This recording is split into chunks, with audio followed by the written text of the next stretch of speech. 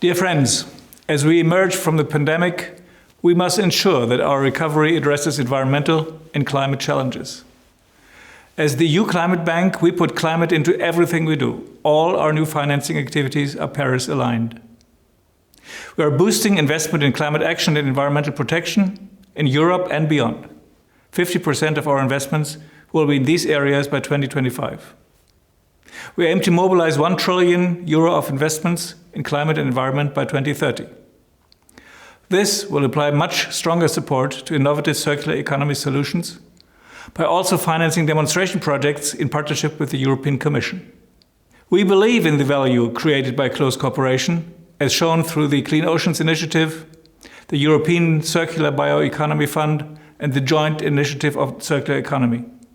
The latter, supported by the EIB and 5 European national promotional banks, aims at providing €10 billion of financing for the circular economy by 2023.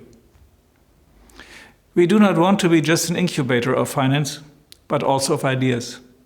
We are ready to help others step up their efforts through tailor-made technical and financial advisory to cities and regions in particular. Building a circular economy is necessary to reduce our environmental footprint, to achieve climate neutrality, and to pass on a healthy planet to future generations. You can count on EIB, the EU Bank, to play its part. Thank you very much. A circular economy does not just focus on the environment. It reduces the use of resources, waste, and pollution, while it increases productivity and creates new businesses and green jobs. By designing waste and pollution out of economic systems, the transition to a circular economy can achieve multiple objectives. It can mitigate climate change, contribute to resilience, reduce biodiversity losses, and air, water, and land degradation. It enhances the well-being of our societies. Just transitions to a circular economy help achieve the high-priority ambition of developing countries for inclusive and sustainable industrialization, innovation, and a resilient infrastructure as embodied in SDG 9. Just transitions to a circular economy aims to leave no one behind and thus contribute in one way or another to nearly all the sustainable development goals. At UNIDO, we see circular economy practices as a promising solution to achieve our climate change-related goals, creating the low-carbon and climate-neutral economies we need to reach SDG 13. This is why UNIDO, together with its member states, is facilitating exchanges on best practices and emerging innovations to help industries adopt circular economy principles and practices. Together, we can transform the way we manage resources, the way we make and use products, and the way we deal with products when they break or wear out. Let us create a thriving economy that benefits everyone within the limits of our planet. We need a future of work that works for everyone, that's equitable and sustainable. And to achieve that, we need to change the shape of the global economy and the way that it works. We need to move away from a wasteful system of taking natural resources, using them, and throwing them away. And as the world recovers from the devastating COVID-19 crisis, we need to move beyond the prevailing model of take, make, dispose. Instead, we need to reduce, reuse, recycle. ILO research suggests that a circular economy could generate enormous opportunities, and this includes creating 7 million new jobs worldwide. And as we transition to this circular, sustainable economy, we must ensure it is also human-centred, with more opportunities for decent work for women and for men. And that also means putting an end to unacceptable conditions of work. For example, informal workers sorting garbage dumps or dismantling toxic e-waste. And that's why the governments, employers and workers' organisations of the ILO's 187 member states adopted the Centenary Declaration for the Future of Work. And it's also why we are committed to a human-centred future with decent work for all. One of our most important recent achievements has been the adoption by the ILO member states of guidelines for a just transition towards environmentally sustainable economies and societies for all. These guidelines offer a roadmap for the transition to a circular economy, a transition that is just. And I call on governments, employers and workers to use them. The ILO is also stepping up its efforts to promote the circular economy and its potential for decent work. We are spearheading the Climate Action for Jobs initiative, a partnership to ensure that ambitious climate action goes hand in hand with promoting decent jobs and social justice. So far, 48 countries have joined this initiative, and I encourage all countries to do so. If we work together to build back better, we can achieve a brighter, more sustainable future of work for all. Dear colleagues, dear friends, we meet at a critical time in human history. The global pandemic and ongoing climate emergency cry out for bold, resolute action. The swift development of COVID-19 vaccines has shown that governments can act decisively when faced with an immediate health threat. The same timely responses are essential in our efforts to deal with the climate crisis. Although the Paris Agreement provides us with the roadmap to best respond to this unfolding emergency, never has global expectation and political commitment been so far apart. The status of nationally determined contributions is a case in point. It is clear that current levels of climate ambition do not put us onto a pathway towards meeting our Paris Agreement goals. And so we urge all parties, especially major emitters, to look at how, in the coming months, they can increase their ambition and reflect this in new or revised NDCs. We simply cannot afford further delay or our current pathway. The circular economy plays a definite role here. It must expand if we are to reduce emissions across sectors, as it is an essential component to achieving climate neutrality. I am encouraged that many governments have mentioned the circular economy in their recent NDCs and long-term low-emission strategies. However, more action is needed. The cross-fertilization and sharing of climate ideas, as we are doing at this forum, is key. It is only by pulling together that we can hope to approach climate issues with a unity of purpose.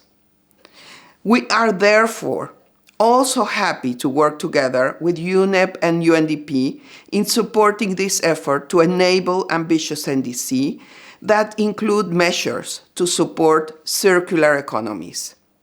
In this pivotal year, with COP26 fast approaching, we must redouble our efforts to build a future that is healthy, safe, resilient, sustainable, and just for all people. Thank you. Our world is currently experiencing unprecedented upheaval. We are facing the devastating socioeconomic consequences of the COVID-19 pandemic, exacerbated by climate change and a nature and biodiversity crisis, and rising inequalities. However, countries and communities now have the opportunity for a transformational change as they build forward better from the pandemic. In particular, the circular economy is a tool that offers incredible opportunities to shape fairer and more resilient economies and societies. It will also produce new economic opportunities in the form of green jobs and livelihoods, and it will help countries to meet global climate targets at the same time as we meet the Sustainable Development Goals. At UNDP, we support countries to integrate circular economy into their national climate plans, known as the NDCs. We support 118 countries to enhance their NDCs through our Climate Promise, the world's largest offer to support national climate pledges. For example, UNDP is working with Vanuatu government to seize the opportunities in non-livestock sectors that could reduce greenhouse gas emissions by 44% by 2030. And in the Gambia, UNDP supported the government to identify priority areas for circular action, including building climate-resilient food value chains. And in Laos, PDR, UNDP worked with the private and public sectors to identify circular investment opportunities. As an international organization, we also want to lead by example, and our Greening Moonshot initiative aims to reduce emissions from the global UNDP operations by 50% by 2030. And through the Greening the Blue initiative, we work together with the entire UN system towards greater environmental sustainability. We also advance the global circular economy agenda with our partners, such as UNEP and UNFCCC, as well as key actors such as, for example, the Finnish Innovation Fund, Sitra, and countries such as the Netherlands. In sum, the circular economy concept is vital to the work of UNDP, and through it, we are helping to drive forward more inclusive and more ambitious climate action at this pivotal moment in history. There are opportunities here. Thank you. Your Excellencies, distinguished ladies and gentlemen, on behalf of my bank president, Dr. Akinwumi Adesina, I thank you for inviting the African Development Bank to share its perspective on transition to a circular economy as part of the World Circular Economy Forum. For a start, allow me to observe that Africa has a proud tradition of embracing the key principles of a circular economy. African farmers have practiced sustainable agriculture for centuries, working with rather than against nature. African entrepreneurs have leapfrogged to digital innovations, utilizing new tools such as mobile applications to support their business activities. The circular economy offers a tremendous opportunity to tackle a wide range of issues that have hindered Africa's development, such as poverty, poor infrastructure, and unemployment. Despite its potential, the circular economy model is yet to reach scale as a viable contributor to development in Africa. I would like to highlight the bank's efforts to promote circularity in Africa in order to galvanize greater attention to the circular agenda and ingrain related practices to the formal sector. First is the Africa Circular Economy Facility, a multi-donor trust fund established in cooperation with the government of Finland and the Nordic Development Fund. I call upon other stakeholders to join us, expand, and help us mobilize additional resources for this facility. Second, we are working with the African Union Commission on the development of a circular economy action plan and the design of Africa Green Stimulus Program, whose intentions is to mainstream sustainability in the continent's post-COVID-19 response. I have no doubt that these initiatives will offer promising entry points for greater circular economy investments in African countries. Third, since 2019, the bank has been hosting the Secretariat of the Africa Circular Economy Alliance in collaboration with the World Economic Forum. The alliance is a government-led coalition to spur Africa's transformation into a circular economy. Such collaboration is key to enhancing dialogue and should be replicated to drive the global circular agenda. I thank you. Hello, I'm Isabella Teixeira, the co-chair of the International Resource Panel. I'm very happy to join you today to discuss circularity and its role, its importance to tackle climate change, biodiversity loss, and also global pollution. We know that the three global environmental crises, they are happening today at the same time, and also they are interconnected. But how they are interconnected? Circular economy demands to go further in scientific understanding and to looking at the drivers of the problems that we need to change. International Resource Panel makes clear the need to go further with the research and find more resource-friendly approach in global environmental problems. Our reports, especially Global Resource Outlook, allow us to understand not only the critical picture of the global natural resource use, especially in the last 50 years, but also to identify the priorities and the importance of looking at the resource implications to circularity. In Latin America, I am a Brazilian lady, we have new regional movements such as UNEP, Goal for Sustainable Development Goals, to bring circularity into the regional and national strategy to tackle climate change, to go against biodiversity loss, to understand and to address water stress, and also to develop an innovative movement based on sustainable consumption, production, new partners. Our societies are looking for the solutions that should be in the context of green economy recovery to promote circular economy, to increase climate innovation, and also have innovative ways for climate adaptation and protection of nature. In the region, as we face environmental and social inequality, it seems to be crucial to emphasize sustainable development and impacts on livelihoods. Circular economy and resource-efficient use are crucial to address local needs with global co-benefits in an inclusive and just transition. Finally, circularity brings people together on board based on fair and sustainable solutions. So, no time to waste and no waste of time. It's time to be together to have resource and citizenship efficiency. Thank you very much. Dear friends, thank you for organizing this event on a crucial topic that is not only important for COP26, but also for all the recovery investments in the COVID context. The Global Resource Outlook 2019, published by the International Resource Panel, showed that over 50% of global greenhouse gas emissions are caused by natural resource extraction and processing. These materials include metals, non-metallic minerals, biomass, and the extraction and refinery of fossil fuels. In a business-as-usual scenario, the demand for materials is projected to double by 2060. At this rate, there is no way to decarbonize all the production by 2050, at least not without massive trade-offs. The only chance of reaching all climate goals is to reduce the demand for materials by deploying a circular economy alongside renewable energy scaling and electrification. The most effective way to start this is by looking where product systems meet societal needs. Take, for example, the construction of houses and manufacturing of vehicles. Much of today's housing space is underutilized, and car utilization is even more inefficient. So these systems are meeting societal needs terribly inefficiently, using too many natural resources for often not even a great functionality.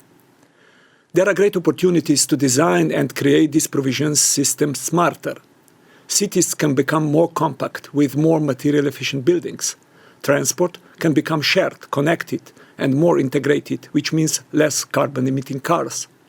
Of course, the production processes that manufacture the elements of systems, houses and vehicles still need to become cleaner too, using renewable energy, alternative materials, and reusing models. In sum, circular economy and energy measures need to go hand in hand.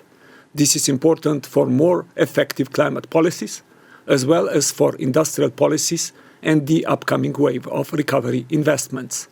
Investing in the electrification of vehicles is important, but investing in an electric shared mobility, including infrastructure, would be even more effective, leading to more emissions reductions, material savings, as well as to fairer access and well-being. To conclude, dear friends, it's time for the circular economy community to take the next step towards sufficiency. We will not remedy the damaging effects of mass consumption by better recycling and reuse only. The next frontier for the circular economy is to develop smarter provisioning systems that will need fundamentally less resources from the outset. Thank you.